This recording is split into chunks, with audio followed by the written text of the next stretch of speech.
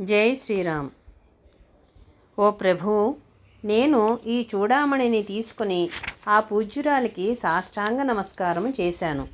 అప్పుడే ప్రయాణమైనాను.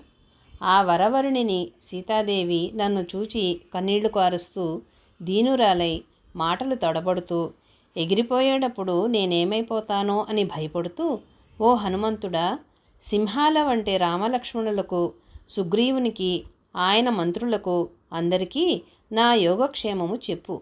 నన్ను ఈ దుఃఖ సముద్రంలో నుంచి ఆ రామప్రభువు కడతేర్చునట్లు నీవే చెయ్యవలెను.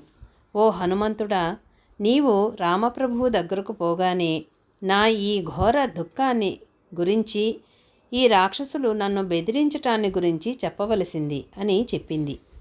ఓ ప్రభూ, నీవు రాజులలో రాజసింహము వంటివాడివి.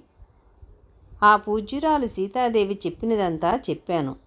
ఓ నరశార్దూలమా, నీకు నా మీద ఉన్న వాత్సల్యాన్ని, ఆప్తతత్వాన్ని సీతాదేవి గమనించింది. ప్రయాణమైపోవడానికి నా వేగిరపాటు చూచినది. ఆమె మళ్ళీ నాతో, ఓ హనుమంతుడా, రామప్రభువు యుద్ధములో రావణాసురుని హతమార్చి నన్ను తీసుకుపోయేటట్లుగా చేయవలెను. ఎన్ని విధాలుగా చెప్పవలెనో అన్ని విధాలుగా చెప్పు. ఓ అరిందమ, ఇక్కడెక్కడైనా రహస్య ప్రదేశంలో నీకిష్టమైతే ఈరోజు ఉండి అలసట తీర్చుకొని రేపు ప్రయాణమైపో. నీవు ఇక్కడ ఒకరోజు ఉండేటట్లయితే నేను కొంతసేపైనా దిగులు పడటం తగ్గుతుంది.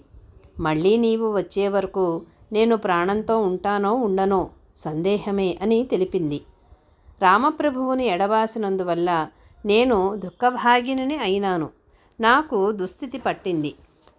అట్లా దుఃఖపడుతున్న నేను నీవు కనపడకుండా పోయిన తరువాత మరింత దుఃఖపడుతూ ఉంటాను. జై శ్రీరామ్.